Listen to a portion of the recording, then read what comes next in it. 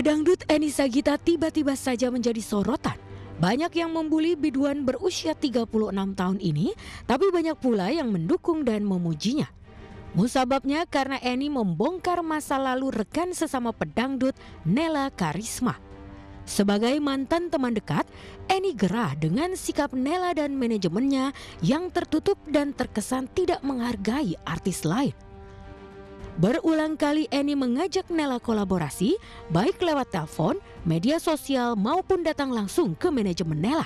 Namun tidak pernah digubris oleh istri Dori Harsa ini. Lantas seperti apa masa lalu Nela saat mengawali karirnya dari level penyanyi kampung versi Eni Sagita? Sebenarnya sih saya nggak niat bongkar. Kalau memang saya niat bongkar seorang Nela Karisma itu sudah dari tahun 2013 akhir waktu saya terpuruk gitu ya. Karena pada saat saya sudah cerita panjang lebar di acara saya sendiri kemarin itu kan saya udah bilang kalau sudah niat saya bongkar sudah dari 2013 akhir, tapi pada kenyataannya kan sampai sekarang sudah tahun 2020 saya kan nggak pernah bilang apa-apa, saya cukup diam aja kan gitu. Dan saya pribadi saya tidak pernah merasa bermasalah dengan siapapun, dengan Nela Karisma, dengan musisi, dengan semuanya alumni dari manajemen Eni Sagita. Saya tidak pernah punya masalah. Saya merasa tidak pernah punya masalah, tapi mungkin ada oknum-oknum tertentu yang memang membatasi untuk kita ketemu. Saya sudah pernah datang langsung di rumahnya. Karena kan memang sudah dari 2013 akhir kita sudah nggak ada komunikasi, menemuinya aja sudah susah gitu loh. Seorang Nela Karisma yang sekarang kan alhamdulillah ngetop gitu ya. Bukan sekali dua kali saja Eni mengaku merasa dicuekin Nela. Ketika fansnya mendapuknya untuk berduet dengan Nela, Eni kembali mencoba untuk kolaborasi dengan teman lamanya itu. Tapi setelah bertemu dengan Cak Malik, pria yang saat itu dikabarkan paling dekat dengan Nela, Eni tak kunjung berhasil menemui Nela.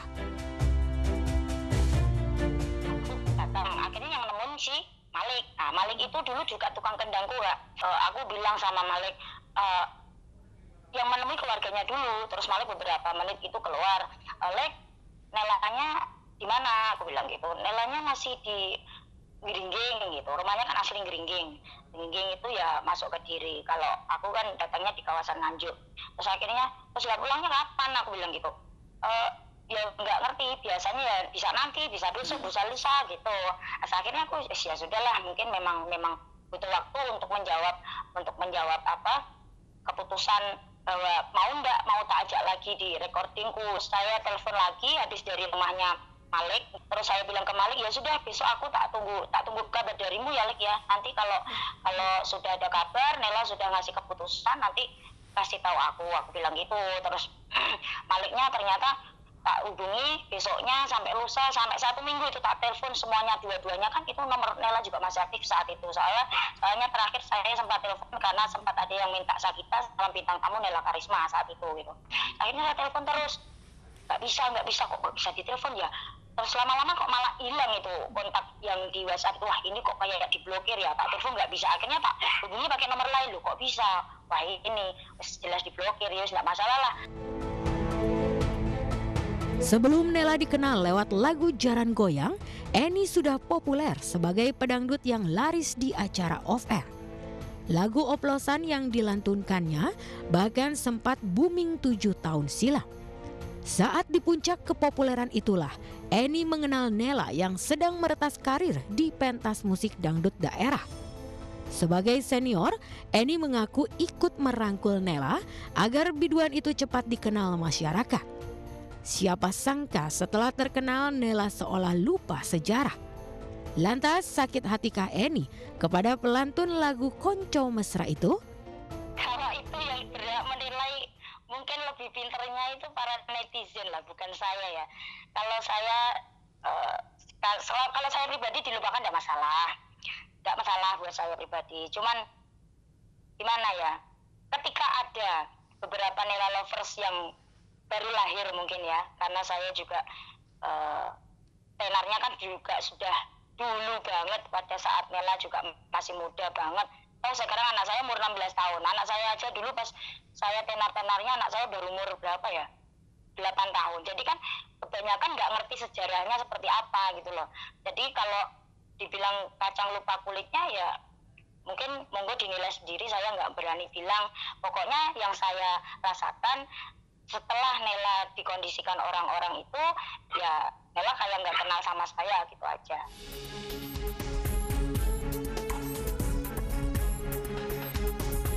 Bukan hanya Eni Sagita, pedangdut papan atas Inul Daratista sempat kecewa dengan sikap Nela dan manajemennya yang tidak merespon ajakan kolaborasi. Jika berkaca pada diri sendiri, Inul sendiri heran karena saat ia berada di puncak popularitas, dirinya berusaha profesional terhadap semua tawaran yang datang. Jika bisa kolaborasi, ya silakan. Jika tidak bisa, ia menolak dengan elegan. Bahkan pedangdut zaman now diuntungkan oleh kehadiran media sosial, jadi kolaborasi bahkan live di akun media sosial masing-masing. Benarkah Eni Sagita sempat curhat kepada Inul tentang kekecewaannya terhadap Nela?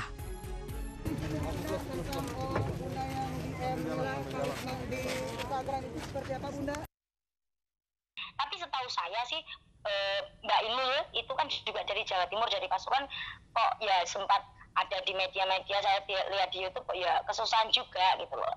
Terus aduh malah jujur, saya kalau dipaksa gini loh akhirnya malah keluar semua itu loh jadinya. Mungkin Dek Nela untuk HP atau sosmednya yang megang mungkin bukan Dek Nela gitu aja ya. Saya soalnya orangnya positif thinking banget Kak.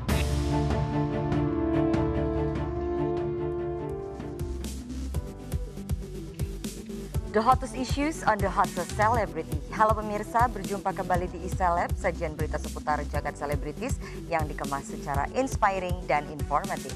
Bersama saya, Indah Setiani. Pasca pernikahannya dengan Dori Harsa, nama Nela Karisma terus menjadi sorotan. Predikat sombong dan kacang lupa kulit belakangan justru semakin sering digaung-gaungkan. Entah ini sebuah fakta sesungguhnya atau hanya sesumbar mereka yang merasa dikecewakan. Entahlah, yang jelas hingga saat ini baik Nela maupun Dori masih enggan menanggapi berita miring ini.